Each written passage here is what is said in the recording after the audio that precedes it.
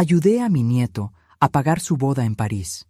Cuando me encontré con mi nuera en el aeropuerto para volar juntas el gran día, me dijo: «Espera en la sala VIP, te busco después del check-in». Nunca regresó. 5 horas abandonada ahí, ya había hecho 3 llamadas que iban a convertir su vida en un infierno. Comenta tu ciudad abajo y suscríbete para mantenerte conectado. Pero déjenme explicarles desde el principio cómo una abuela de 58 años se convirtió en la pesadilla de su propia nuera. Mi nombre es Patricia Hernández, y si me hubieran dicho hace 6 meses que estaría sentada en la sala VIP del Aeropuerto Internacional de Madrid, esperando a una nuera que jamás regresaría, me habría reído. Claro, conociendo a Carmen, tal vez debería haber sospechado algo. Carmen Vega llegó a la vida de mi nieto Diego hace 3 años como una tormenta tropical. Hermosa, intensa y destructiva. Diego quedó prendado desde el primer momento. Yo, siendo la abuela astuta que soy, noté desde el principio que esa chica tenía la sutileza de un martillo cuando se trataba de conseguir lo que quería. «Abuela Patricia», me había dicho Diego apenas 6 meses atrás, con esos ojos brillantes que heredó de su padre. «Carmen y yo queremos casarnos en París, en 1900. Es su sueño desde niña». Por supuesto que era su sueño. Todo lo que Carmen quería se convertía milagrosamente en el sueño de toda su vida. Pero yo adoraba a Diego con locura. Era el único nieto que tenía, el hijo de mi hijo Roberto, que murió en ese accidente de tráfico cuando Diego apenas tenía 8 años. Había criado a ese muchacho como si fuera mi propio hijo. «¿París?», le pregunté, fingiendo sorpresa. «¿Y cómo planean pagar eso?». La cara de Diego se desplomó como un soufflé mal hecho. «Bueno, pensábamos, tal vez». Carmen apareció de la nada, como siempre hacía cuando olía una oportunidad. «Patricia», me dijo con esa sonrisa que nunca llegaba a sus ojos, «sabemos que es mucho pedir, pero Diego me contó lo mucho que lo amas». Ahí estaba otra vez. Cada vez que Carmen quería algo, Diego le había contado lo mucho que yo lo amaba, como si mi amor por mi nieto fuera una cuenta bancaria de la que ella pudiera hacer retiros. «¿Cuánto costaría?», pregunté directamente. Nunca me gustó andarme con rodeos. 50.000 euros, murmuró Diego, sin mirarme a los ojos. Carmen se apresuró a añadir: «Pero sería el regalo de bodas más hermoso del mundo. Una boda en París. Imagínate las fotos, la historia que les contaremos a nuestros hijos». Lo que no me dijo Carmen fue lo que había murmurado semanas antes, cuando pensó que yo no podía oírla desde la cocina. «Tu abuela tiene dinero guardado de la pensión de tu abuelo y esa casa tan grande. Es hora de que lo use para algo útil». Útil. Como si mis ahorros de toda una vida fueran útiles solo cuando le convenían a ella. Pero aquí está la cosa. Yo amaba genuinamente a Diego. Y sí, tenía los 50.000 euros. La pensión de mi esposo Fernando había sido generosa, y la casa que habíamos pagado durante 30 años ahora valía mucho más de lo que jamás imaginamos. «Está bien», les dije finalmente, «pero hay condiciones». Carmen prácticamente ronroneó de satisfacción. «Por supuesto, Patricia, lo que tú digas. Quiero estar involucrada en la planificación. Quiero saber dónde va cada euro. Y quiero ser tratada como la abuela del novio, no como un cajero automático». «Absolutamente», asintió Carmen con entusiasmo falso. «Eres parte de la familia». Qué ingenua fui al creer que esas palabras significaban algo para ella. Durante los siguientes meses, Carmen me fue excluyendo gradualmente de cada decisión. Cuando preguntaba sobre el menú, me decía que ya estaba decidido. Cuando quería ver el vestido, me informaba que era una sorpresa. Cuando pedía detalles sobre la ceremonia, me aseguraba que todo estaba bajo control, pero la gota que derramó el vaso fue la invitación. Llegó por correo 2 semanas antes de la boda. Una invitación formal, preciosa, con letras doradas y papel fino. Cuando la abrí, casi me da un infarto. El texto decía: «Carmen Vega y Diego Hernández solicitan el honor de su presencia». Y al final, en letras pequeñas: «Ceremonia íntima. Asistencia limitada a familiares directos únicamente». Llamé a Diego inmediatamente. «Cariño, ¿qué significa esto de familiares directos únicamente?». Su voz sonaba incómoda. «Bueno, abuela, Carmen pensó que sería más elegante si solo asistían sus padres y nosotros». «¿Y yo qué soy?», pregunté con una calma peligrosa. «Tú Bueno, técnicamente eres familia extendida. Familia extendida. La mujer que había pagado su boda de 50.000 euros era familia extendida. Esa noche no pude dormir. Me quedé despierta en la cama, mirando al techo, sintiendo una furia fría instalándose en mi pecho. Carmen había jugado sus cartas perfectamente. Había conseguido el dinero. Había marginalizado a la única persona que podría haber interferido en sus planes. Y ahora tenía a Diego completamente de su lado. Pero tenía un problema. No conocía bien a Patricia Hernández. A la mañana siguiente llamé a Diego otra vez. He cambiado de opinión, le dije. Quiero estar ahí. Pagaré mi propio boleto. Me quedaré en mi propio hotel. Solo quiero ver a mi nieto casarse. Pude escuchar a Carmen murmurando algo en el fondo antes de que Diego respondiera. Claro, abuela. Por supuesto que puedes venir. Y así fue como terminé sentada en esa sala VIP, esperando a una nuera que nunca tuvo intención de regresar por mí. Pero Carmen había subestimado algo crucial. Una mujer que había sobrevivido 58 años, que había criado sola a un nieto después de perder a su hijo, que había construido una vida entera desde cero después de enviudar, no se rendía fácilmente. Y yo tenía un as bajo la manga que ni Carmen ni Diego sabían que existía. La sala VIP del aeropuerto era elegante, con sillones de cuero beige y una vista espectacular de las pistas de aterrizaje. Carmen había insistido en que esperara ahí mientras ella hacía el check-in para nuestros vuelos. Es más cómodo, me había dicho con esa sonrisa ensayada. Te busco en 1 hora. 1 hora se convirtió en 2. 2 se convirtieron en 3. Cuando finalmente acepté que Carmen me había abandonado intencionalmente, sentí algo que no había experimentado en años. Una furia absolutamente helada. No era el tipo de enojo que te hace gritar o llorar. Era el tipo de enojo que te hace muy, muy peligrosa. Saqué mi teléfono y marqué el primer número. Banco Internacional Hernández. Habla Patricia Hernández. Necesito cancelar una transferencia internacional urgentemente. La mujer al otro lado de la línea sonaba profesional pero sorprendida. Señora Hernández, la transferencia por 50.000 euros a la cuenta de Carmen Vega ya fue procesada esta mañana, como usted autorizó. Entiendo. ¿Qué opciones tengo para revertir el pago? Bueno, si puede probar fraude o engaño, podemos iniciar una investigación, pero necesitaría documentación específica. ¿La tendré?, respondí con una calma que me sorprendió. ¿Cuánto tiempo tengo? Para una transferencia internacional de esa magnitud, tenemos un periodo de gracia de 72 horas si hay evidencia de fraude documentado. Perfecto. Carmen y Diego estarían llegando a París dentro de 6 horas. Su boda era mañana por la tarde. Eso me daba exactamente el tiempo que necesitaba. Colgué y marqué el segundo número. Hotel Ritz París. Habla Patricia Hernández. Tengo una reservación bajo el nombre de Carmen Vega para esta noche y mañana. Sí, señora. Una suite nupcial reservada y pagada por usted. ¿Necesita hacer algún cambio? Sí, quiero cancelar inmediatamente toda reservación pagada con mi tarjeta de crédito. Entiendo. Señora, ¿puedo preguntar el motivo? Cambio de planes familiares, respondí secamente. Después de confirmar la cancelación, respiré profundo. Carmen y Diego llegarían al hotel más elegante de París para descubrir que no tenían dónde quedarse en su noche de bodas. Pero eso era solo el comienzo. Marqué el tercer número. Este era el más importante. «Monsieur Dubois», pregunté en mi mejor francés, agradeciendo las clases que había tomado cuando Fernando y yo soñábamos con visitar París juntos. «Soy Patricia Hernández. Hablamos sobre la organización de la boda de mañana». «Ah, oui, Madame Hernández». La voz del organizador de bodas sonaba alegre. «Todo está preparado perfectamente para la ceremonia de mañana. El chateau, las flores, el catering, todo pagado por usted.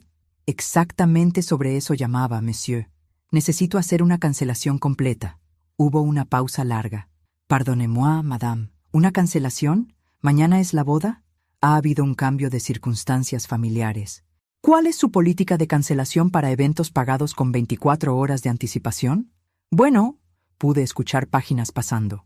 Normalmente, para cancelaciones con menos de 48 horas, conservamos el 80% del pago como penalización.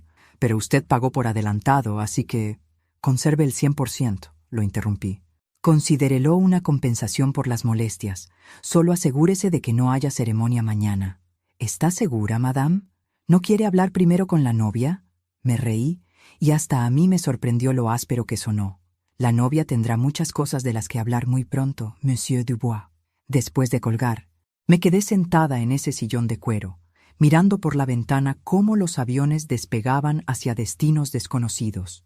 En algún lugar sobre el Mediterráneo, Carmen probablemente estaba brindando con champán, celebrando lo fácil que había sido deshacerse de la vieja abuela entrometida. Mi teléfono sonó. Era Diego. «Abuela, ¿dónde estás? Carmen dice que no apareciste en la puerta de embarque». «Estoy exactamente donde Carmen me dejó», respondí tranquilamente. «En la sala VIP, esperando». «¿Esperando qué?» «El vuelo ya salió. Esperando que mi nieto me explique por qué su futura esposa me abandonó intencionalmente en el aeropuerto después de que yo pagué 50.000 euros por su boda». Silencio. Un silencio muy largo. Finalmente, Diego tartamudeó. «Abuela, debe haber sido un malentendido». «¿Un malentendido?» Mi voz seguía calmada, pero había acero en ella. «Diego, ¿sabes cuántas veces en los últimos 6 meses Carmen me ha hecho sentir que soy una carga? ¿Cuántas veces me ha tratado como si fuera solo un medio para conseguir lo que quiere? Abuela, por favor, ¿sabías que ella le dijo a sus amigas que era un alivio no tener que lidiar conmigo en París? ¿Que sería más fácil disfrutar la boda sin la vieja metiéndose en todo?» Pude escuchar a Carmen murmurando algo urgente en el fondo. «¿Cómo supiste eso?», preguntó Diego con voz pequeña. «Porque, mi querido nieto, tengo oídos. Y a diferencia de lo que tu novia piensa, no soy una vieja tonta». Carmen había tomado el teléfono. Su voz era aguda, casi histérica. «Patricia, fue un error. Pensé que me habías seguido. El vuelo se retrasó. Podemos volver por ti». «No será necesario», respondí suavemente. «Disfruten París, queridos. Espero que tengan exactamente la boda que merecen». Y colgué. Me recosté en el sillón, sintiendo una satisfacción extraña pero profunda. En 3 llamadas telefónicas había desmantelado completamente la boda de ensueño de Carmen. No tenían hotel, no tenían ceremonia, y pronto descubrirían que el dinero que creían que era suyo había desaparecido. Pero esto era solo el acto de apertura. Carmen había querido jugar conmigo como si fuera una vieja tonta con dinero. Lo que no sabía era que yo había estado jugando ajedrez mientras ella apenas aprendía a jugar damas. Y mi siguiente movimiento iba a ser el jaque mate. Mi teléfono no paró de sonar durante las siguientes 2 horas. Diego llamaba cada 15 minutos, alternando entre súplicas desesperadas y acusaciones de que yo estaba arruinando su vida. Carmen había tomado control del teléfono en al menos 3 ocasiones, gritando cosas que habrían hecho que mi madre se lavara la boca con jabón. Yo simplemente dejaba que sonara. Estaba ocupada en el café del aeropuerto, con mi laptop abierta y una taza de café que se había enfriado hace 1 hora. Tenía trabajo que hacer.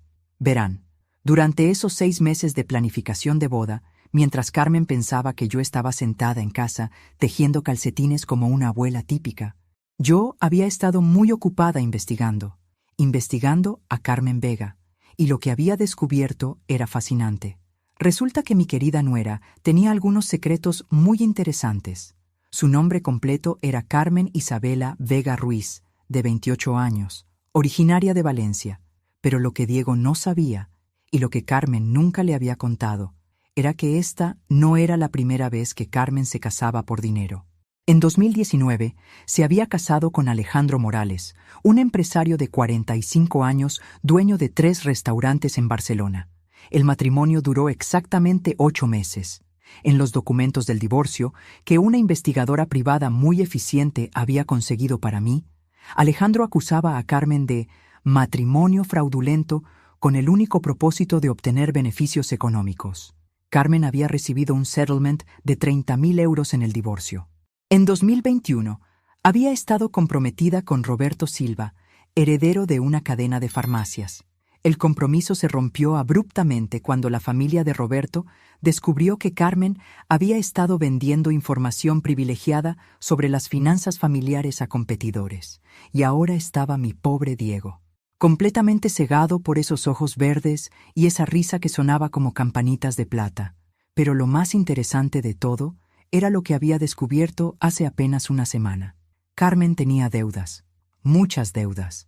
Debía 15.000 euros en préstamos estudiantiles que nunca había pagado, otros 8.000 euros en tarjetas de crédito. Y lo más revelador, debía 25.000 euros a una empresa de préstamos privados muy poco recomendable, con intereses que se acumulaban semanalmente. Los 50.000 euros de la boda no eran para crear recuerdos hermosos, eran para salvar el pellejo de Carmen antes de que sus acreedores tomaran medidas más drásticas. Mi teléfono vibró con un mensaje de texto de Diego. Abuela, estamos en París. El hotel dice que cancelaste nuestra reservación. Carmen está llorando. Por favor, esto tiene que ser un error. Respondí, no es un error, cariño. Pero tal vez es hora de que tengas una conversación honesta con tu novia sobre sus deudas y sus matrimonios anteriores. Mi teléfono sonó inmediatamente. ¿Qué matrimonios anteriores? La voz de Diego sonaba completamente confundida. Pregúntale a Carmen sobre Alejandro Morales, sugerí dulcemente. O sobre Roberto Silva, o sobre los 48.000 euros que debe actualmente. Silencio total. Luego escuché a Diego murmurar algo a Carmen y después el sonido de una discusión muy intensa en español. Carmen tomó el teléfono y su voz ya no era dulce. Era venenosa.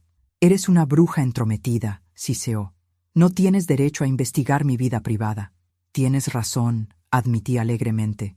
No tengo derecho, pero tengo dinero, y resulta que el dinero te da muchos derechos que no sabía que tenía. Devuélveme mi dinero. ¿Tu dinero? Me reí genuinamente.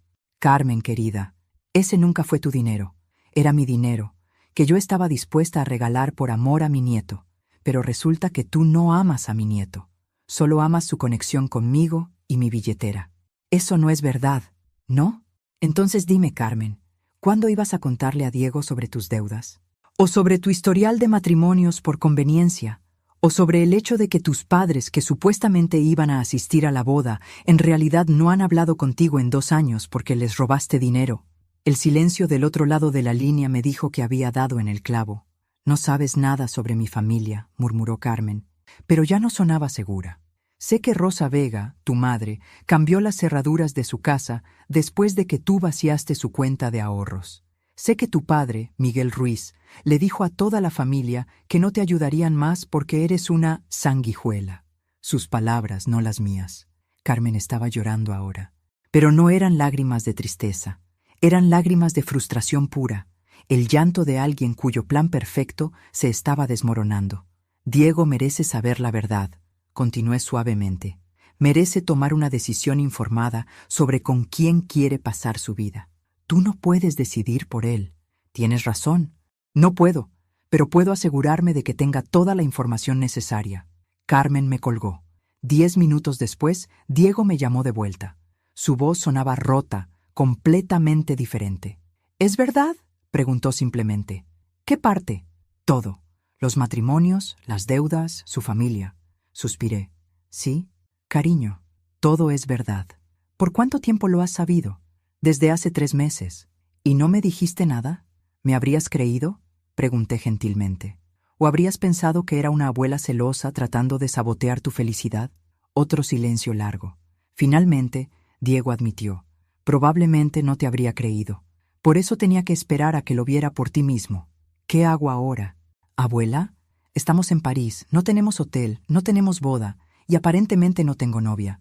Carmen se fue hace 1 hora. Dijo que esto era culpa mía por tener una abuela psicótica. A pesar de todo, me dolió escuchar el dolor en su voz. Vienes a casa, le dije firmemente. Cambio tu boleto. Consigo que regreses esta misma noche. Y mañana hablamos de cómo una persona que realmente te ama jamás te habría puesto en esta situación. ¿Todavía me amas, abuela? Después de todo esto, mi corazón se rompió un poco. Diego, mi amor, yo no hice todo esto porque dejé de amarte. Lo hice exactamente porque te amo demasiado para verte casarte con alguien que solo te ve como un medio para llegar a un fin. Esa noche, Diego tomó el último vuelo de París a Madrid. Yo lo estaba esperando en el aeropuerto con una taza de chocolate caliente y los brazos abiertos. Carmen nunca regresó a España. Según las redes sociales, 1 semana después ya estaba en la Riviera Francesa, coqueteando con un hombre mayor en un yate. Pero la historia de Carmen era solo un capítulo de lo que realmente había comenzado.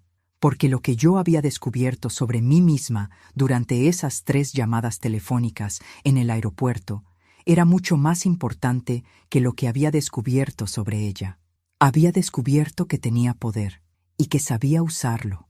3 meses después del fiasco de París, mi vida había cambiado de maneras que nunca habría imaginado. Diego se había mudado de vuelta a mi casa temporalmente, y para ser honesta, me encantaba tenerlo cerca otra vez.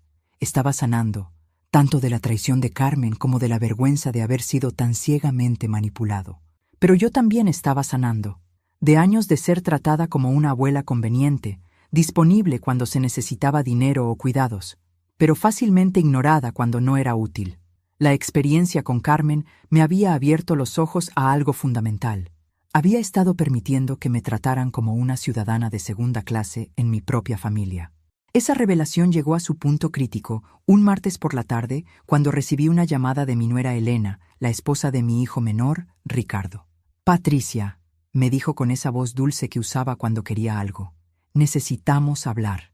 Elena y Ricardo habían estado casados durante 8 años y habían perfeccionado el arte de pedirme favores sin parecer que me pedían favores. Siempre era «necesitamos hablar» o «tenemos una situación» o «pensamos que podrías ayudarnos». «¿De qué se trata esta vez?», pregunté, ya sabiendo la respuesta. «¿Podrías venir a cenar el viernes? Ricardo preparará tu pollo en salsa verde favorito». Ahí estaba, la cena familiar aparentemente casual que precedía a la gran petición. En el pasado, habría aceptado inmediatamente, emocionada de que quisieran pasar tiempo conmigo. Ahora, después del asunto Carmen, había desarrollado un radar muy sensible para la manipulación. «¿Qué necesitan?», pregunté directamente. «Nada», protestó Elena con demasiado entusiasmo. «Solo queremos pasar tiempo en familia».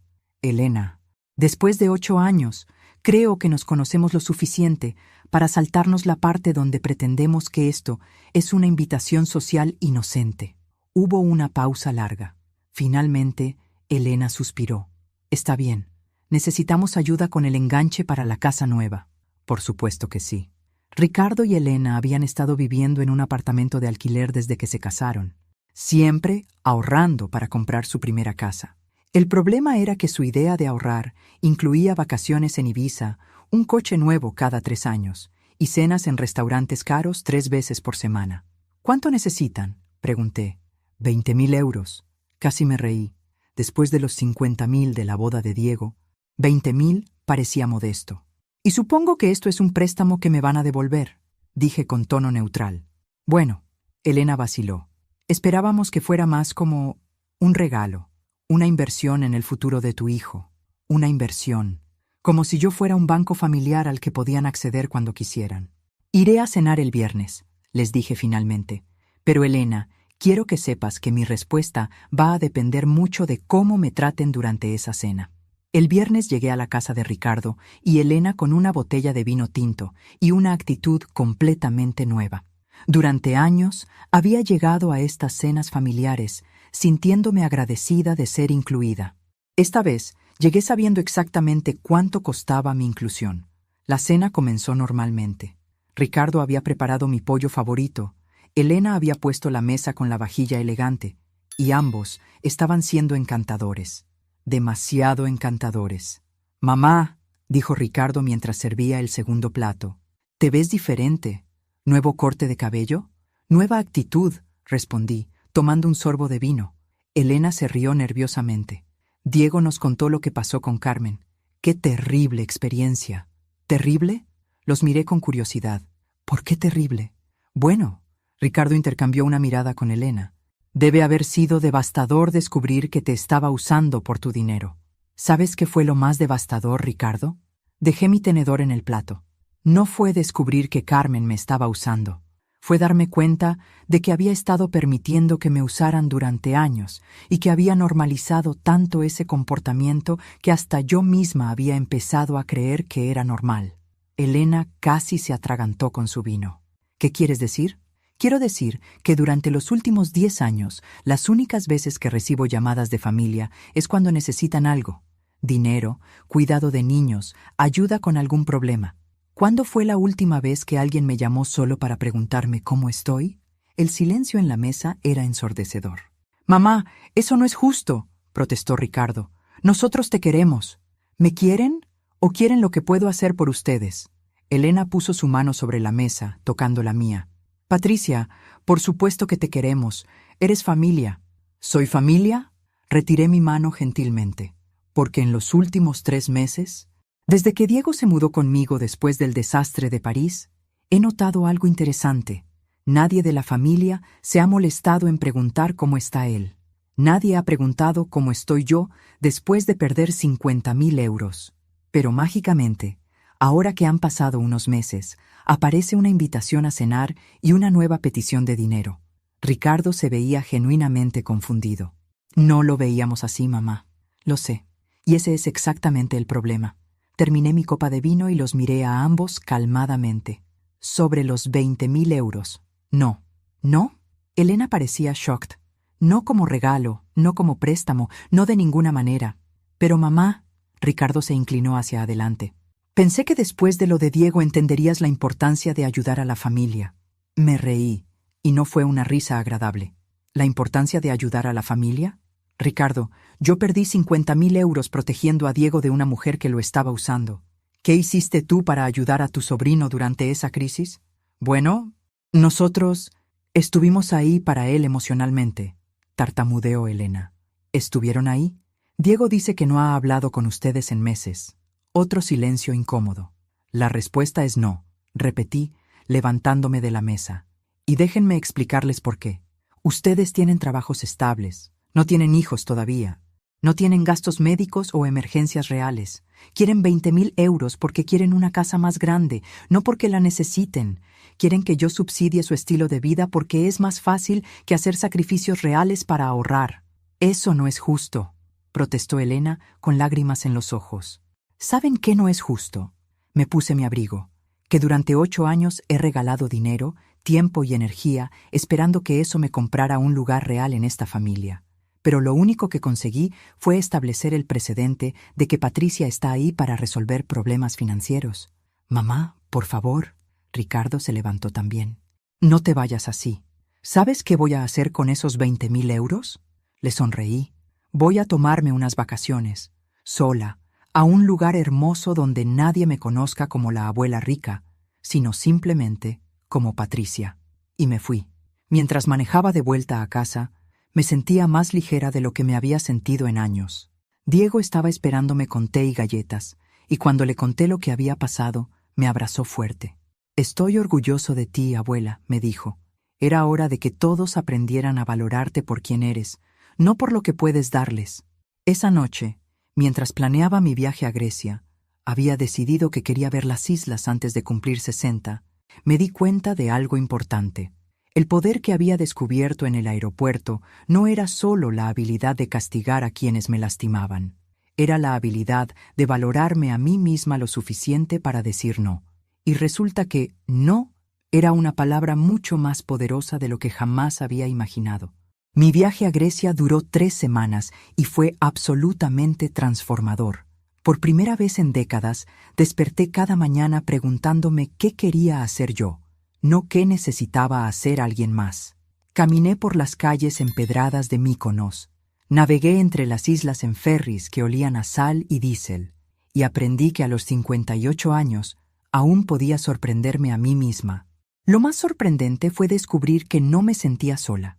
Durante años, había confundido estar sola con sentirse sola.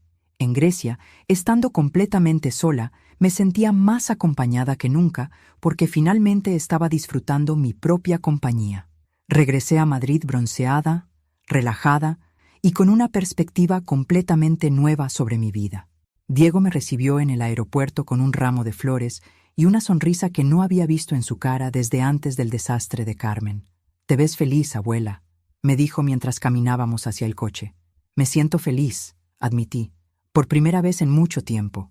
Durante el viaje a casa, Diego me puso al día sobre lo que había pasado en mi ausencia. Carmen había intentado contactarlo varias veces desde Francia, alternando entre súplicas desesperadas y amenazas legales vacías. Él había bloqueado su número, pero lo más interesante era que Ricardo y Elena habían llamado 3 veces, cada vez con una versión ligeramente diferente de por qué realmente necesitaban los 20.000 euros.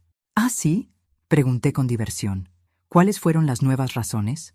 Primero dijeron que era para emergencias médicas futuras, luego que era una inversión educativa. La tercera vez admitieron que simplemente querían una casa más grande para impresionar a los padres de Elena. Me reí. Al menos finalmente fueron honestos. Hay algo más. Diego me miró de reojo mientras manejaba. Tu hermana Luz llamó. Eso me sorprendió. Luz y yo no habíamos hablado en casi un año. Mi hermana menor vivía en Barcelona con su esposo y sus 2 hijas ya adultas, y nuestra relación había sido complicada desde que nuestros padres murieron hace 5 años, 2 años antes que Fernando. ¿Qué quería? Al principio dijo que quería saber cómo estabas después de la situación con Carmen, pero luego empezó a preguntar sobre tu situación financiera. Por supuesto que sí. La noticia de que había perdido 50.000 euros en la boda cancelada de Diego había llegado hasta Barcelona, pero aparentemente había mutado en el camino. Según Luz, había escuchado que yo tenía problemas de dinero y quería ayudar. ¿Ayudar cómo?, pregunté, aunque ya sabía la respuesta. Dijo que podría prestarte dinero si lo necesitabas. También mencionó que su cuñado es abogado y podría ayudarte a recuperar el dinero de Carmen. Luz siempre había sido la hermana exitosa financieramente. Su esposo tenía una constructora próspera, vivían en una casa enorme, y Luz había perfeccionado el arte de la generosidad condescendiente.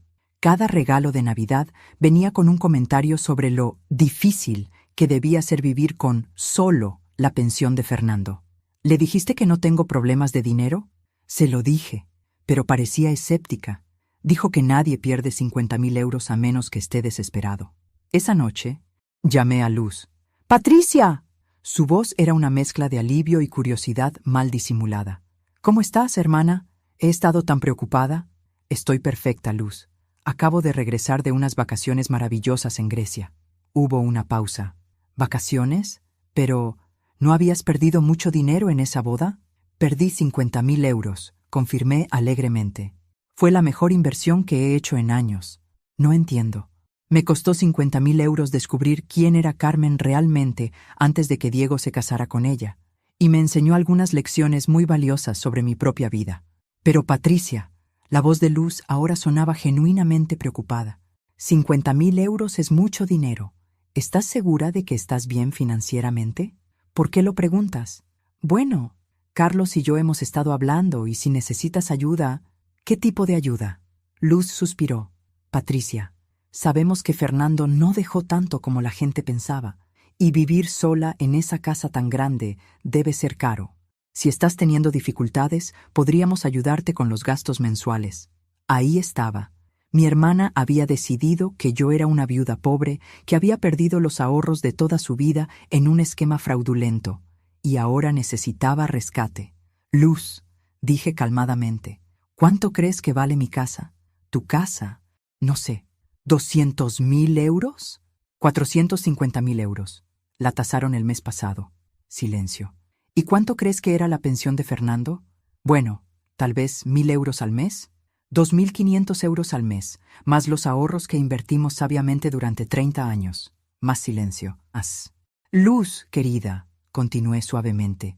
No soy una viuda pobre que necesita rescate. Soy una mujer de 58 años con suficiente dinero para mantener mi independencia y tomar decisiones sobre cómo gastarlo, incluidas decisiones aparentemente locas, como perder 50.000 euros para proteger a mi nieto. Yo no sabía, lo sé, y esa es exactamente la actitud que estoy tratando de cambiar. Durante años, todo el mundo ha asumido que soy frágil, necesitada o fácilmente manipulable porque soy viuda y abuela. Pero resulta que soy más fuerte, más inteligente y definitivamente más rica de lo que nadie imaginaba. Después de colgar con Luz, me quedé sentada en mi sala, mirando las fotos de mi viaje a Grecia que había puesto en la mesa de centro. En una de ellas, estoy parada en un acantilado en Santorini, con el mar azul infinito detrás de mí y una sonrisa genuina en la cara. Diego entró con 2 tazas de té. ¿Todo bien con la tía Luz? Todo perfecto, respondí, tomando mi taza. Solo necesitaba establecer algunas realidades. ¿Sabes qué es lo que más me gusta de ti ahora, abuela? Diego se sentó a mi lado en el sofá. ¿Qué? Que ya no pides disculpas por ocupar espacio. Tenía razón. Durante meses después del incidente del aeropuerto, había estado disculpándome constantemente. Disculpándome por cancelar la boda, por investigar a Carmen, por decir no a Ricardo y Elena, como si protegerme a mí misma y proteger a mi familia fuera algo por lo que tuviera que pedir perdón. Pero ya no me sentía así. Diego, le dije, mañana voy a hacer algo que debería haber hecho hace años. ¿Qué? Voy a cambiar mi testamento. La expresión en su cara me sorprendió. No era codicia ni preocupación por su herencia. Era orgullo. Creo que es una excelente idea, abuela. ¿Qué tienes en mente? Tengo en mente asegurarme de que mi dinero vaya a personas que me valoraron como Patricia, no como una cuenta bancaria con patas. Esa noche, mientras planeaba los cambios a mi testamento, me di cuenta de que la experiencia con Carmen había sido un regalo inesperado. No solo me había salvado de ver a Diego casarse con una estafadora, sino que me había forzado a enfrentar patrones en mi propia vida que había estado ignorando durante años. Había aprendido que el amor no se compra con dinero, que la familia real te quiere sin condiciones, y que a veces la mejor manera de proteger a las personas que amas es protegerte primero a ti misma. Carmen había querido convertirme en una víctima. En cambio, me había convertido en algo mucho más peligroso, una mujer que finalmente conocía su propio valor. Y eso, como estaba a punto de descubrir toda mi familia, era una fuerza con la que había que contar. El día después de cambiar mi testamento, me desperté sintiendo algo que no había experimentado en años: anticipación. Durante décadas, cada mañana había comenzado con una lista mental de lo que otros esperaban de mí. Hoy despertaba preguntándome qué sorpresas me traería el día. No tuve que esperar mucho para descubrirlo. Diego estaba en la cocina preparando café cuando sonó el teléfono. Era apenas las 8 de la mañana, demasiado temprano para que fuera una llamada social. ¿Patricia? La voz de mi cuñada Mercedes sonaba tensa. Mercedes era la esposa de mi hermano fallecido, Joaquín, y madre de 2 hijos adultos que vivían en Sevilla. Buenos días, Mercedes. ¿Qué tal estás? Bueno, llamaba porque Ricardo me contó lo que pasó en la cena. Por supuesto que sí. En las familias hispanas, las noticias viajan más rápido que los chismes del barrio, y son igual de distorsionadas en el camino. ¿Ah, sí? ¿Y qué versión te contó Ricardo? Mercedes vaciló. Dijo que te habías puesto muy agresiva con él y Elena, que los habías insultado y que ahora te niegas a ayudar a la familia. Me reí mientras revolvía mi café. ¿Agresiva? Mercedes. Querida, le dije que no iba a regalarles 20.000 euros para una casa que no necesitan. Si eso es agresivo, entonces supongo que sí. Pero Patricia, familia es familia. ¿Tú siempre has sido tan generosa? Exactamente. Siempre he sido generosa. Y todo lo que conseguí a cambio fue establecer el precedente de que Patricia existe para resolver problemas de dinero de otros. No es así como yo lo veo. ¿No? Mercedes, dime, ¿cuándo fue la última vez que alguien de la familia me invitó a algo que no requería que yo trajera un regalo, pagara la cuenta o resolviera algún problema? Silencio incómodo. Mira, continué suavemente, no estoy enojada con Ricardo, ni contigo, ni con nadie. Simplemente estoy cansada de ser tratada como una solución conveniente en lugar de como una persona. Pero así funcionan las familias. Patricia, los que tienen más ayudan a los que tienen menos. ¿Y quién me ayuda a mí cuando lo necesito? Mercedes sonaba genuinamente confundida. ¿Qué necesitas? ¿Tienes tu casa, tu pensión? ¿Sabes qué necesitaba, Mercedes? Después de que Fernando murió, necesitaba que alguien me preguntara cómo estaba. No qué podía hacer por ellos, sino cómo estaba yo. ¿Sabes cuántas veces pasó eso? No lo sé. 0 veces. 0, Mercedes. Hubo una pausa larga. Finalmente, Mercedes murmuró. No me había dado cuenta. Lo sé, y ese es exactamente el problema. Después de colgar, Diego se sentó conmigo a la mesa del desayuno. ¿Te sientes mal por ser tan directa? ¿Debería? No, respondió inmediatamente. Pero sé que esto debe ser difícil para ti. Tenía razón. Durante 58 años había sido entrenada para ser agradable, complaciente, disponible. Cambiar esos patrones a mi edad se sentía como aprender un idioma completamente nuevo. Mi teléfono sonó otra vez. Esta vez era Elena. Patricia. Su voz sonaba diferente, menos segura. Quería hablar contigo sobre la otra noche. ¿Qué hay que hablar? Ricardo se siente terrible por cómo terminó todo. Dice que no se había dado cuenta de lo que habíamos estado haciendo. ¿Y tú? ¿Te habías dado cuenta? Elena suspiró. Sí me había dado cuenta. Y tienes razón para estar molesta. Esa admisión me sorprendió. Durante 8 años, Elena nunca había admitido haber hecho algo mal. ¿Por qué me lo dices ahora? Porque Ricardo llamó a su prima Ana anoche para quejarse de ti, y Ana le preguntó cuándo había sido la última vez que él había hecho algo por ti sin esperar nada a cambio. Ricardo no pudo responder. Ana era la hija de Mercedes, una psicóloga que siempre había sido la más astuta de la familia. ¿Y eso lo hizo reflexionar? Eso lo devastó, admitió Elena. Se dio cuenta de que tenías razón. Sobre todo, Elena, aprecio que me llames, pero no estoy llamando para pedirte que cambies de opinión sobre el dinero, me interrumpió. Estoy llamando para pedirte perdón y para invitarte a cenar el domingo, sin agenda oculta, sin peticiones, solo porque queremos pasar tiempo contigo. Por primera vez en días, sonreí genuinamente. ¿Estás segura? Completamente. Ricardo quiere cocinarte su paella, esa que aprendió de tu madre. Está bien, acepté. Pero Elena, si detecto, aunque sea un atisbo de manipulación, no habrá nada, Patricia. Te lo prometo. Después de colgar, me quedé pensando en lo extraño que era. Durante años, había estado regalando dinero esperando comprar amor y respeto. Ahora que había dejado de regalar dinero, parecía estar consiguiendo exactamente lo que había estado buscando. Diego observó mi expresión pensativa. ¿Qué estás pensando, abuela? Estoy pensando que tal vez el poder real no viene de lo que puedes dar, sino de lo que puedes elegir no dar. Esa tarde, mientras regaba las plantas en mi jardín, mi vecina Carmen, no la estafadora, sino Carmen Jiménez de al lado, se acercó a la cerca que separaba nuestras casas. Patricia, ¿estás bien? He notado mucha actividad últimamente. ¿Todo bien con la familia? Carmen Jiménez era una chismosa profesional, pero también era inofensiva. Llevaba viviendo al lado de mi casa durante 15 años y sabía más sobre los dramas de la familia que algunos miembros de la propia familia. Todo está perfectamente, Carmen, solo estableciendo algunos límites saludables. Ah, asintió sabiamente. ¿Límites con Ricardo y Elena? Me reí. ¿Hay algo que no sepas sobre mi vida, Carmen? Bueno, se vio ligeramente avergonzada. Las paredes son delgadas y cuando Elena grita por teléfono, ¿escuchaste la conversación? Solo fragmentos. Algo sobre dinero y casas nuevas. Hizo una pausa. Patricia, si no es mucho preguntar, ¿qué cambió? La miré con curiosidad. ¿A qué te refieres? Durante años te he visto correr cada vez que alguien de tu familia chasqueaba los dedos. Siempre disponible, siempre pagando, siempre disculpándote por existir. Pero últimamente, no sé, caminas diferente. ¿Camino diferente? Más derecha, como si no cargaras el peso del mundo en los hombros. Su observación me impactó más de lo que esperaba.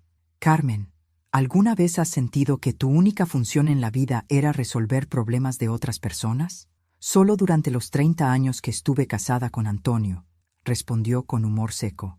Pero él murió y yo descubrí que todavía tenía una vida propia debajo de toda esa dedicación. ¿Cómo lo hiciste? Un día me desperté y me di cuenta de que había pasado tanto tiempo siendo quien otros querían que fuera, que había olvidado completamente quién era yo realmente.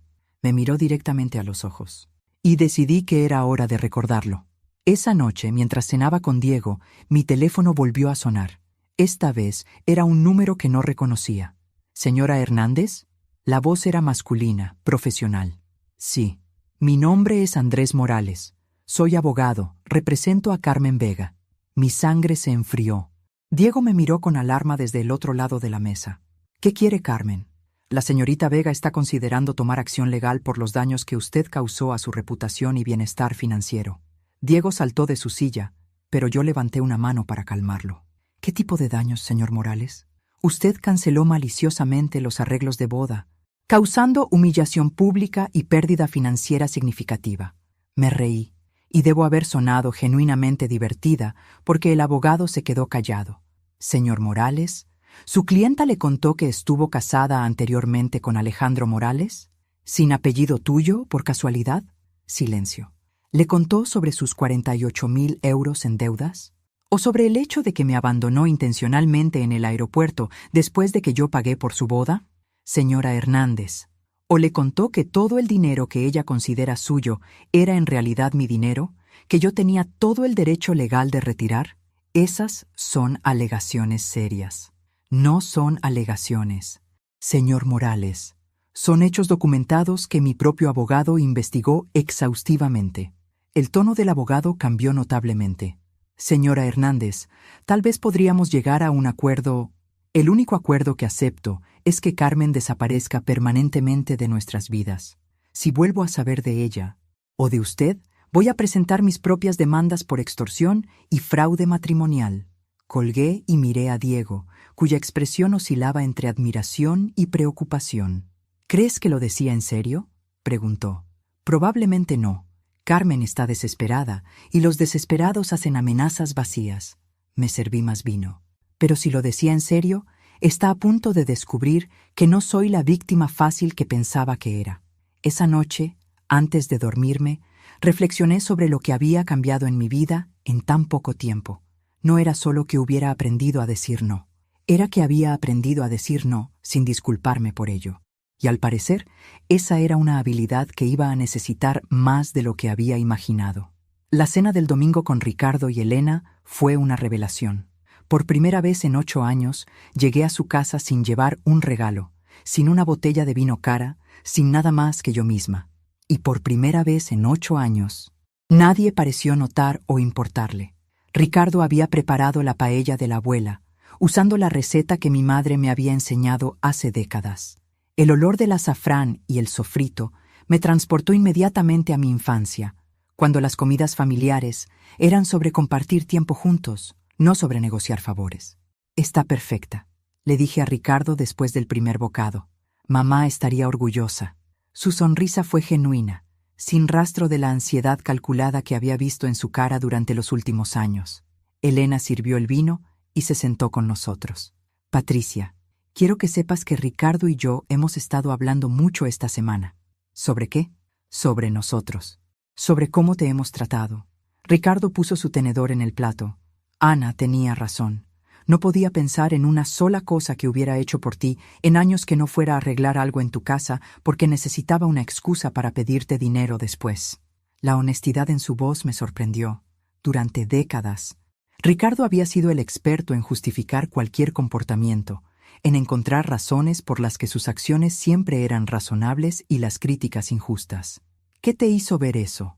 Ana me preguntó cuándo había sido la última vez que te había llamado solo para escucharte hablar, admitió Elena. ¿Cuándo había sido la última vez que había preguntado sobre tus intereses, tus opiniones, tu vida? ¿Y? Ricardo se vio avergonzado. No pude recordar ni una sola vez. Permanecimos en silencio por un momento, el peso de esa admisión flotando entre nosotros. También me di cuenta, continuó Elena, de que nunca te preguntamos cómo te sentiste cuando Fernando murió. Aparecimos en el funeral, permanecimos 1 hora y después asumimos que estabas bien porque seguías funcionando. No estaba bien, admití suavemente. Estaba completamente perdida. Fernando y yo habíamos estado casados 30 años. De repente tenía que aprender a vivir como una persona, no como la mitad de una pareja. ¿Por qué nunca dijiste nada?, preguntó Ricardo. ¿Cuándo? ¿Entre tus peticiones de préstamos y las quejas de Elena sobre lo caro que era todo? Mi comentario no fue cruel, pero fue directo. Ambos se veían genuinamente sorprendidos. ¿Realmente éramos tan insensibles?, murmuró Elena. No eran maliciosos, les aseguré. Solo estaban tan enfocados en sus propios problemas que se olvidaron de que yo también podía tener algunos. El resto de la cena transcurrió de manera extraña, pero agradable. Por primera vez en años, hablamos sobre libros que habíamos leído, lugares que queríamos visitar, opiniones sobre las noticias, conversación real, no transacciones disfrazadas de charla familiar.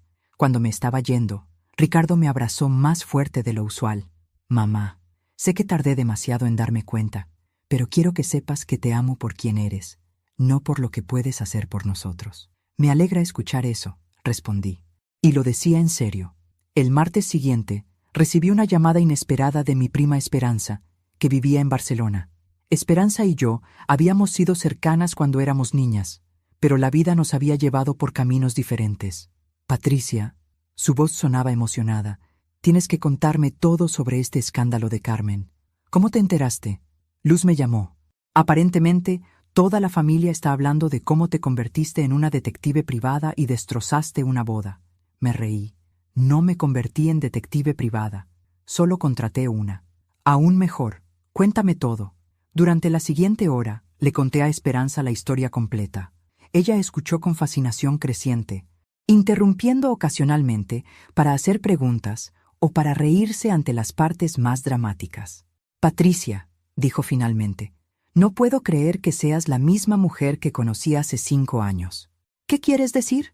La última vez que te vi, en la boda de mi hija, parecías, no sé, como si estuvieras pidiendo disculpas por existir. Apenas hablabas, siempre estabas ofreciendo ayuda con algo, tratando de hacerte útil. Recordaba esa boda.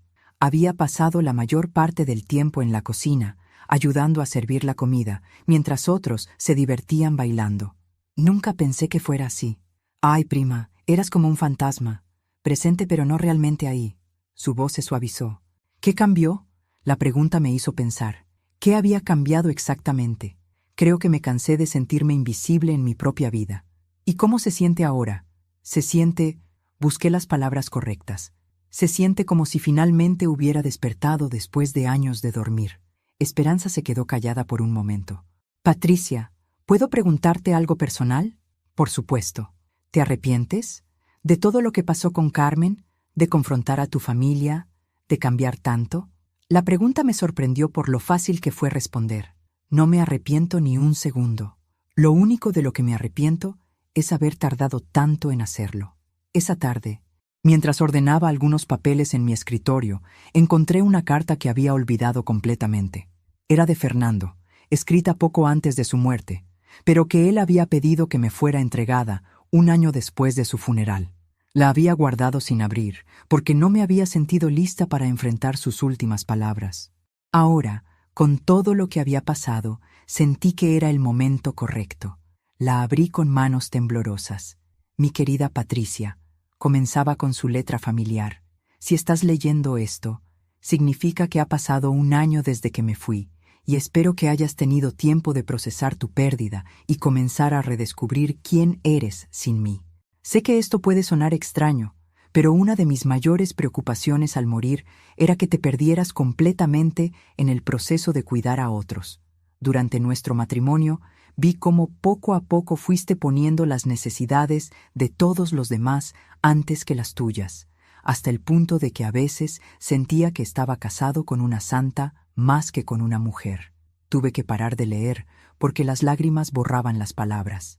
Te amé profundamente, Patricia, pero también me preocupaba que hubieras olvidado que merecías ser amada por quien eres, no por lo que haces por otros. Espero que este tiempo sin mí te haya recordado tu propio valor. Sé que probablemente la familia ha estado dependiendo de ti más que nunca.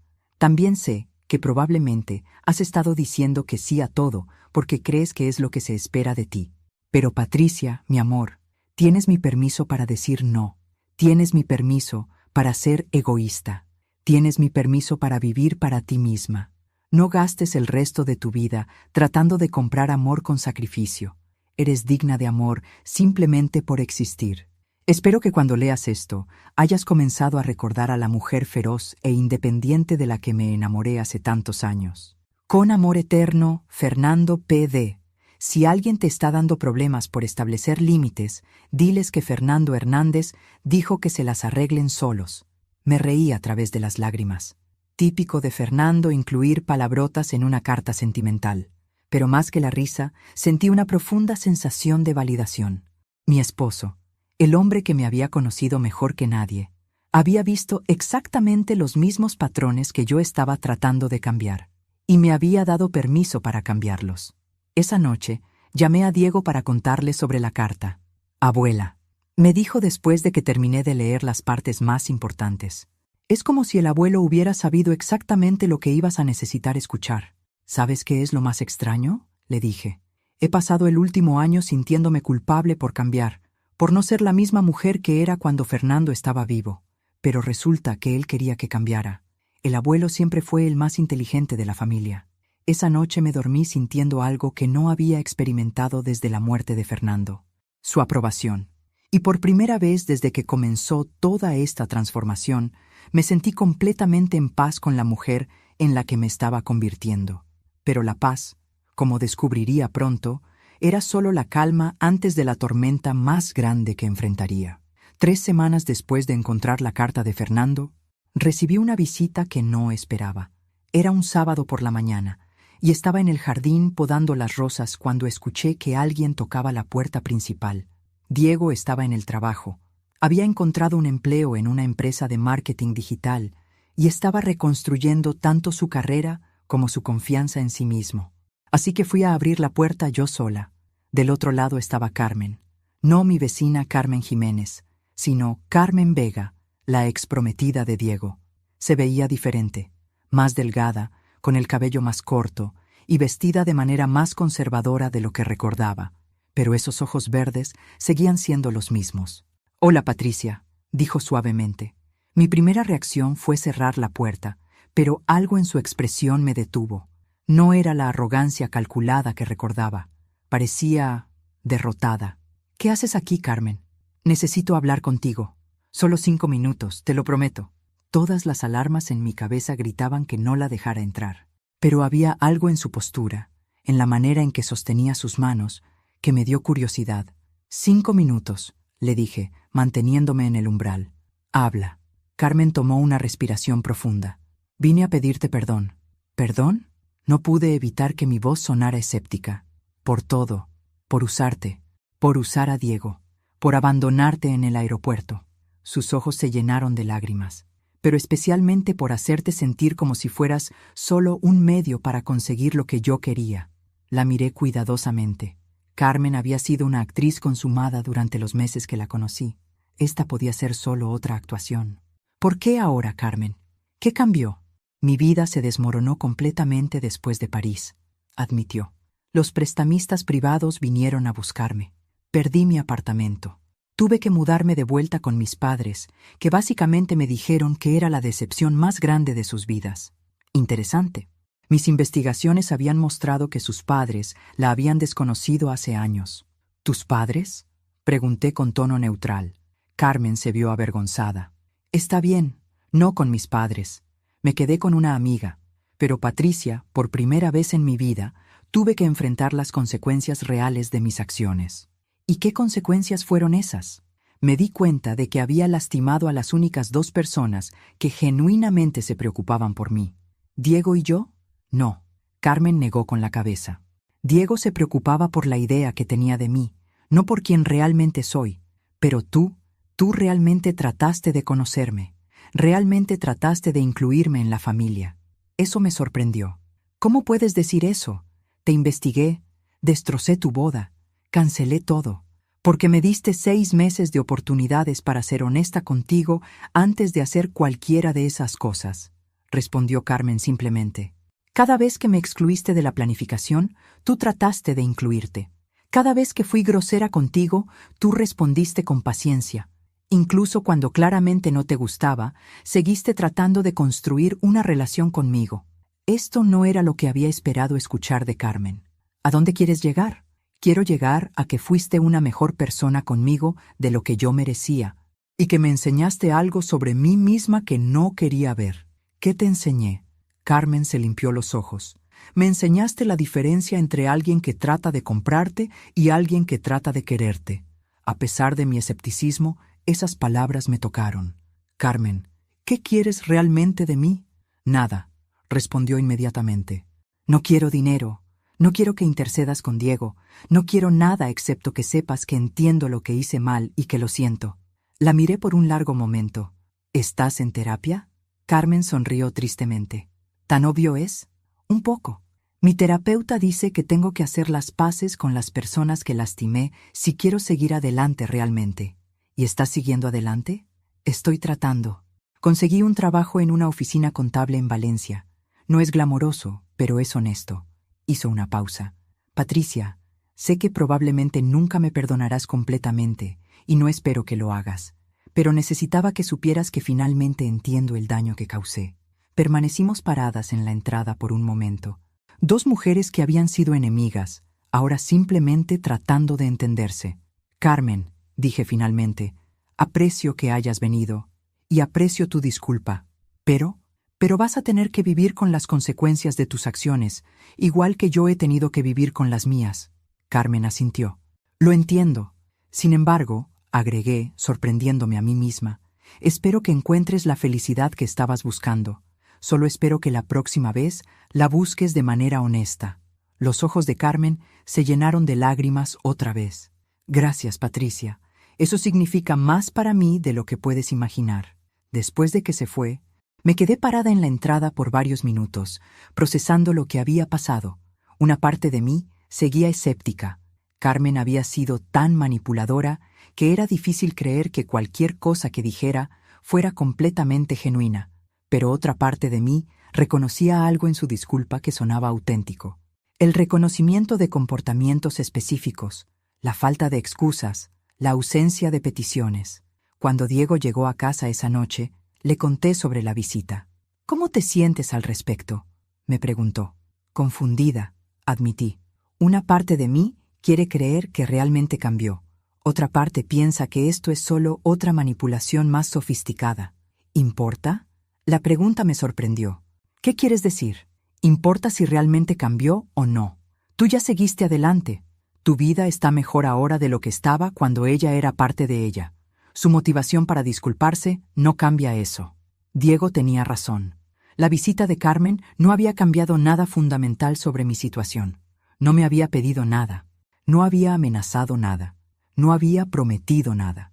¿Sabes qué es lo más extraño?, le dije a Diego. Durante todo el tiempo que la conocí, siempre sentí que tenía que demostrar mi valor para ella. Hoy, por primera vez, sentí como si ella estuviera tratando de demostrar su valor para mí. ¿Y cómo se sintió eso? Se sintió poderoso. Esa noche, mientras reflexionaba sobre el día, me di cuenta de que algo había cambiado en la manera en que veía las situaciones. Antes, la visita de Carmen me habría llenado de ansiedad, dudas sobre mí misma, preguntas sobre si había sido demasiado dura o demasiado suave. Ahora simplemente la veía como información. Carmen había elegido venir, había elegido disculparse, y yo había elegido escucharla y responder honestamente. Sus motivaciones eran su problema, no el mío. Esa nueva perspectiva me sirvió bien, porque al día siguiente recibí una llamada que pondría a prueba cada lección que había aprendido en los últimos meses. Era mi hermana Luz. «Patricia», su voz sonaba tensa. «Necesitamos hablar. Es sobre mamá. Nuestros padres habían muerto hace 5 años, así que por un momento no entendí de qué estaba hablando». «¿Qué sobre mamá?» «La casa familiar. Necesitamos venderla». «Ah, la casa donde habíamos crecido, que nuestros padres habían dejado a ambas hermanas en partes iguales. Luz había estado viviendo en ella desde que murió papá, pagándome una renta mensual simbólica. ¿Por qué necesitamos venderla ahora? Carlos quiere expandir el negocio. Necesitamos el capital». Por supuesto que sí. El esposo próspero de Luz quería más prosperidad, y la manera más fácil de conseguirla era convencer a su esposa de vender la casa familiar. «Luz, tú sabes que esa casa vale mucho más ahora de lo que valía cuando murieron papá y mamá». «Exacto. Por eso es el momento perfecto para vender». «¿Y dónde vas a vivir?» Carlos encontró una casa más moderna cerca de su oficina.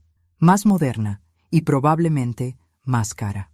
«Luz, ¿tú quieres vender la casa?» Hubo una pausa larga. «¿Qué quieres decir?» «Quiero decir, ¿es tu idea o es idea de Carlos?» Es algo que hemos estado discutiendo». «Eso no responde mi pregunta». Otra pausa. «Patricia, ¿vas a ser difícil sobre esto?» Y ahí estaba. La expectativa automática de que yo accedería a lo que fuera mejor para Luz, sin considerar mis propios sentimientos o intereses. «Voy a ser cuidadosa sobre esto», respondí. «Es la casa donde crecimos, Luz. Tiene valor sentimental, además del económico. Pero tú no vives aquí. ¿Para qué la quieres? Tal vez no la quiera, o tal vez sí, pero no voy a tomar una decisión apresurada solo porque Carlos necesita capital para su negocio. Patricia, por favor, solo es una casa. Si solo es una casa, entonces pueden esperar mientras yo decido qué hacer con mi mitad. Luz suspiró con exasperación. ¿Cuánto tiempo necesitas? Todo el tiempo que necesite. Y por primera vez en mi vida, colgué a mi hermana antes de que ella me colgara a mí. La confrontación con Luz sobre la casa familiar fue solo el comienzo. Durante las siguientes 2 semanas, recibí llamadas diarias de diversos miembros de la familia, cada uno con una opinión sobre lo que debería hacer con mi parte de la herencia. Mi prima Ana me llamó para decirme que entendía mi posición, pero que tal vez debería considerar el panorama general de la familia. Mi tío Roberto, hermano de mi padre, me llamó para recordarme lo importante que era mantener la unidad familiar. Incluso Mercedes, mi cuñada, se sintió obligada a opinar que las casas son solo cosas materiales.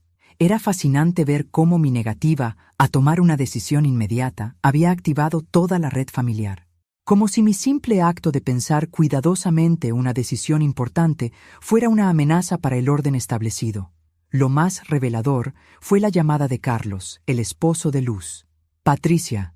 Su voz tenía esa autoridad falsa que los hombres usan cuando esperan que las mujeres obedezcan automáticamente. Luz está muy preocupada por esta situación. ¿Qué situación, Carlos? Tu resistencia a vender la casa. No estoy resistiendo nada. Estoy considerando mis opciones. ¿Qué opciones? Es una decisión simple. La vendemos, dividimos el dinero, seguimos adelante. Es simple para ti porque no es tu casa familiar. Patricia. Su tono se volvió condescendiente. Sé que las mujeres tienden a ser sentimentales sobre estas cosas, pero tienes que ser práctica. Ahí estaba. Las mujeres tienden a ser sentimentales, como si mis sentimientos sobre la casa donde crecí fueran solo emociones irracionales que estaban interfiriendo con los planes de negocio de los hombres importantes. Carlos, le dije con voz muy calmada, ¿sabes cuál es el valor actual de mercado de esa casa? Luz dice que alrededor de 300.000 euros, 420.000 euros. La tasaron la semana pasada. Silencio. ¿Y sabes cuál era el valor cuando murieron mis padres? No, 180.000 euros. Ha más que duplicado su valor en 5 años. Y el barrio sigue gentrificándose. Bueno, entonces es aún mejor momento para vender, o es el mejor momento para conservarla como inversión. Patricia, no podemos esperar para siempre. ¿Quiénes nosotros, Carlos? Porque hasta donde yo sé, tú no eres propietario de ninguna parte de esa casa. Después de esa llamada, Luz me llamó llorando.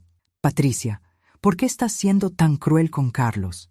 Él solo está tratando de ayudar. ¿Ayudar a quién, Luz? ¿A ti o a su negocio? Es lo mismo. Somos una familia. ¿Ah, sí? ¿Y cuando me preguntaron si yo quería ayudar a financiar la expansión del negocio de Carlos? Eso es diferente. ¿Cómo es diferente? Luz se quedó callada, probablemente dándose cuenta de que había admitido exactamente lo que yo sospechaba, que la venta de la casa familiar era esencialmente un préstamo forzado para el negocio de su esposo. Luz, le dije suavemente, ¿tú realmente quieres vender la casa donde crecimos? Es complicado, Patricia. No es complicado. Es una pregunta simple. ¿Sí o no? Carlos dice que es lo inteligente. No me importa lo que dice Carlos. ¿Tú qué quieres? Luz empezó a llorar. No lo sé. Durante tanto tiempo he hecho lo que Carlos piensa que es mejor que ya no sé qué quiero yo. Esa confesión me rompió el corazón. Mi hermana, que siempre había parecido tan segura de sí misma, tan exitosa, estaba admitiendo que había perdido su propia voz en su matrimonio. Luz, ¿qué pasaría si le dijeras a Carlos que quieres esperar 1 año antes de tomar una decisión? Se enojaría mucho. ¿Y después qué? ¿Qué quieres decir? Después de que se enojara. ¿Qué pasaría realmente? Luz pensó por un momento. Supongo que... nada. Se enojaría, pero no es como si fuera a divorciarse de mí por eso. Exactamente. Esa conversación cambió algo entre Luz y yo. Por primera vez en años, estábamos hablando como hermanas, no como adversarias en una negociación familiar. Pero la situación estaba a punto de volverse mucho más complicada. 3 días después, recibí una llamada de un abogado que representaba a Carlos. Aparentemente, él había decidido tomar acción legal para forzar la venta de la casa, alegando que mi negativa irracional estaba causando pérdida financiera a Luz. Cuando le conté a Diego sobre la demanda, se puso furioso. No puede demandar para forzarte a vender tu propia propiedad. Aparentemente sí puede. Dice que como copropietaria, Luz tiene derecho a liquidar su inversión y que mi negativa a vender constituye obstaculización. ¿Es eso legal? Es complicado. Técnicamente, cualquier copropietario puede solicitar una partición forzosa si no hay acuerdo entre las partes. Diego se veía confundido. ¿Qué significa eso? Significa que un juez puede ordenar la venta de la propiedad y dividir las ganancias, incluso si uno de los propietarios no quiere vender. Eso es horrible. Es la ley. Esa noche, me senté en mi sala con una copa de vino, mirando las fotos familiares en la repisa. Ahí estábamos Luz y yo de niñas, jugando en el jardín de la casa que ahora Carlos quería convertir en capital para su negocio. Ahí estaban nuestros padres en su aniversario de bodas, orgullosos de la casa que habían comprado con tanto sacrificio. Y ahí estaba yo ahora, una mujer de 58 años, que finalmente había aprendido a valorarse a sí misma, enfrentando una demanda de su propio cuñado porque se había negado a tomar una decisión financiera apresurada. La ironía no se me escapaba. Durante meses había estado aprendiendo a establecer límites, a decir no, a no permitir que otros tomaran mis decisiones por mí. Ahora Carlos estaba literalmente tratando de usar el sistema legal para quitarme esa opción. Pero lo que Carlos no sabía, lo que nadie en mi familia sabía, era que durante las últimas semanas yo había estado tomando algunas decisiones muy importantes sobre mi futuro. Decisiones que estaban a punto de sorprenderlos a todos. La mañana siguiente llamé a mi abogado. «Hola, señor Martínez, soy Patricia Hernández. Necesito que me prepare algunos documentos». «Por supuesto, señora Hernández. ¿Qué tipo de documentos?» «Quiero hacer una oferta para comprar la parte de mi hermana de la casa familiar». «¿Una oferta de compra?» «Exacto. Voy a ofrecer 210.000 euros por su mitad. Es exactamente la mitad del valor de tasación actual». Hubo una pausa. «Señora Hernández, ¿está segura de que quiere hacer esa inversión?» Sonreí, mirando por la ventana hacia mi jardín donde Diego estaba podando las rosas. «Señor Martínez, estoy completamente segura. Es hora de que mi familia aprenda que Patricia Hernández ya no está disponible para ser manipulada, intimidada o forzada a hacer nada. ¿Y si rechazan la oferta? Entonces iremos a juicio. Y cuando ganemos, habré conservado mi casa familiar y habré demostrado que una mujer de 58 años puede ser más astuta que un hombre de negocios arrogante». «Señora Hernández», dijo mi abogado con admiración, «creo que va a disfrutar mucho de esto». Tenía razón. Por primera vez en meses, no solo estaba reaccionando a las acciones de otros, estaba tomando la iniciativa, y estaba a punto de recordarles a todos exactamente con quién estaban tratando. La oferta de compra llegó a las manos de Luz un martes por la mañana, entregada por mensajería oficial junto con una carta que había escrito personalmente. «Querida Luz», decía la carta, «después de mucha consideración, he decidido que quiero conservar la casa familiar. Por lo tanto, te ofrezco 210.000 euros por tu mitad, que es exactamente la mitad del valor de tasación actual. Esta oferta es válida por 48 horas. Si la rechazas, procederé a defender mi posición ante el tribunal y pelearé la demanda de Carlos hasta las últimas consecuencias. La decisión es tuya. Con amor, Patricia». Luz me llamó 2 horas después, histérica. «Patricia, ¿de dónde vas a sacar 210.000 euros? Eso no es tu problema». «Luz, ¿aceptas mi oferta o no? Pero Carlos dice que es una trampa. Dice que no tienes ese dinero y que estás tratando de ganar tiempo». Me reí, y debo haber sonado genuinamente divertida porque Luz se quedó callada. «Luz, querida, Carlos cometió el mismo error que Carmen. Asumió que soy una vieja tonta sin recursos. Pero resulta que tengo exactamente 387.000 euros en inversiones líquidas, más el valor de mi propia casa. Comprar tu parte de la casa familiar no solo es posible, sino que es una excelente inversión. ¿De dónde sacaste tanto dinero?» Fernando y yo fuimos muy buenos ahorrando e invirtiendo durante 30 años. Además, contraté a un asesor financiero después de su muerte que me ayudó a diversificar las inversiones inteligentemente.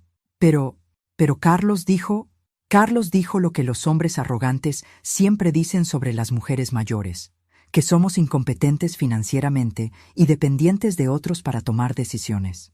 Se equivocó. Luz se quedó callada por un momento. Patricia, ¿realmente harías eso? ¿Comprarías mi parte de la casa? No solo la compraría, Luz. La convertiría en una casa de alquiler para estudiantes universitarios.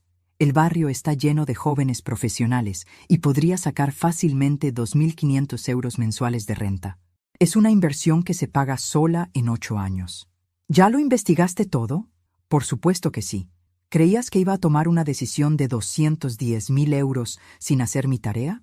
Hubo otra pausa larga. Carlos dice que deberíamos rechazar tu oferta y esperar a que el juez ordene la venta completa. Carlos puede decir lo que quiera. Pero Luz, te voy a explicar algo sobre las particiones forzosas que tal vez tu esposo no te contó. ¿Qué? Los procesos legales toman tiempo. Meses, posiblemente años. Durante ese tiempo, la casa permanece en un limbo legal. No pueden venderla, no pueden usarla como garantía para préstamos, y tienen que seguir pagando impuestos y mantenimiento. No sabía eso. Además, continué, en una partición forzosa, el tribunal puede decidir que la casa se venda en subasta pública, no en el mercado abierto. Las subastas públicas típicamente producen precios 20-30% por debajo del valor de mercado. ¿En serio? En serio. Mi oferta de 210.000 euros por tu mitad podría ser mucho mejor que lo que conseguirías en una subasta forzosa. Y la conseguirías inmediatamente, no después de años de batalla legal. Luz se quedó callada por varios minutos. Podía escuchar voces en el fondo. Obviamente Carlos estaba ahí, probablemente furioso de que yo hubiera convertido su plan infalible en una pesadilla logística. «Patricia», dijo finalmente Luz, con una voz diferente, más suave, «¿puedo preguntarte algo?» «Por supuesto. ¿Estás haciendo esto para vengarte de nosotros?» La pregunta me sorprendió por su honestidad directa. «No, Luz, lo estoy haciendo porque amo esa casa y porque estoy cansada de permitir que otros tomen decisiones sobre mi vida sin consultarme. ¿Y si acepto tu oferta? Entonces serás 210.000 euros más rica. Carlos tendrá el capital que necesita para su negocio, y yo seré la única propietaria de la casa donde crecimos. ¿Y seguiremos siendo hermanas?» Esa pregunta me rompió un poco el corazón. «Luz, siempre seremos hermanas, pero tendremos que aprender a ser hermanas que se respetan mutuamente, no hermanas donde una siempre cede a los deseos de la otra».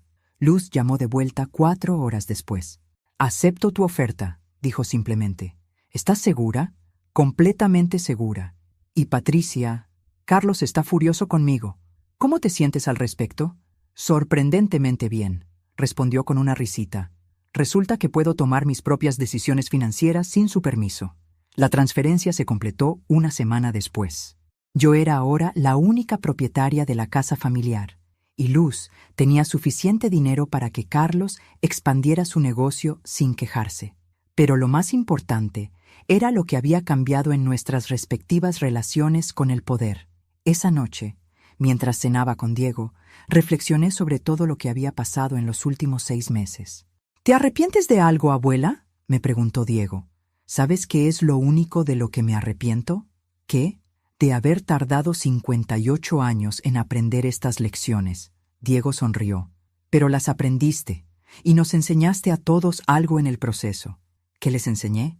«Nos enseñaste que el amor real no viene con condiciones, que el respeto no se puede comprar, y que una mujer que finalmente conoce su propio valor es una fuerza imparable». 2 meses después, la casa familiar estaba completamente renovada y alquilada a 3 estudiantes de posgrado encantadores que me pagaban puntualmente cada mes y cuidaban la propiedad como si fuera suya. Carmen había encontrado estabilidad en Valencia y ocasionalmente enviaba postales con actualizaciones sobre su progreso en terapia. Ricardo y Elena me visitaban regularmente, no para pedir favores, sino para pasar tiempo real conmigo. Luz había comenzado a tomar clases de pintura, algo que siempre había querido hacer, pero que Carlos había considerado pérdida de tiempo. Y nuestras conversaciones telefónicas ahora incluían sus sueños, no solo sus obligaciones. Y Diego había comenzado a salir con una mujer maravillosa llamada Isabel, que me invitó a cenar la primera vez que nos conocimos, no porque necesitara mi aprobación, sino porque genuinamente quería conocerme. En cuanto a mí, había comenzado a tomar clases de tango. A los 58 años, había decidido que era hora de aprender a bailar para mí misma, no para complacer a nadie más. La noche de mi primera recital de tango, toda mi familia estaba ahí, no porque sintieran obligación de asistir, sino porque querían celebrar conmigo. Mientras bailaba bajo las luces del pequeño teatro, vestida en un vestido rojo que jamás habría tenido el valor de usar un año atrás, pensé en todo el camino que había recorrido. Había comenzado como una mujer que medía su valor por lo que podía dar a otros. Había terminado como una mujer que sabía que merecía amor simplemente por existir. El cambio no había sido fácil. Había perdido algunas relaciones en el proceso, pero las relaciones que quedaron eran reales, auténticas, basadas en amor mutuo en lugar de conveniencia mutua. Y por primera vez en décadas, cuando me despertaba cada mañana, la primera persona en la que pensaba no era en lo que otros necesitaban de mí. Era en lo que yo quería para mí. Resulta que eso no era egoísmo, era supervivencia. Y después de 58 años, finalmente había aprendido la diferencia. Ahora, me da curiosidad saber de ustedes que escuchan mi historia. ¿Qué harían si estuvieran en mi lugar? ¿Han pasado por algo similar? Comenten abajo. Y mientras tanto, les dejo en la pantalla final 2 historias más que son favoritas del canal y que definitivamente los sorprenderán. Gracias por acompañarme hasta aquí.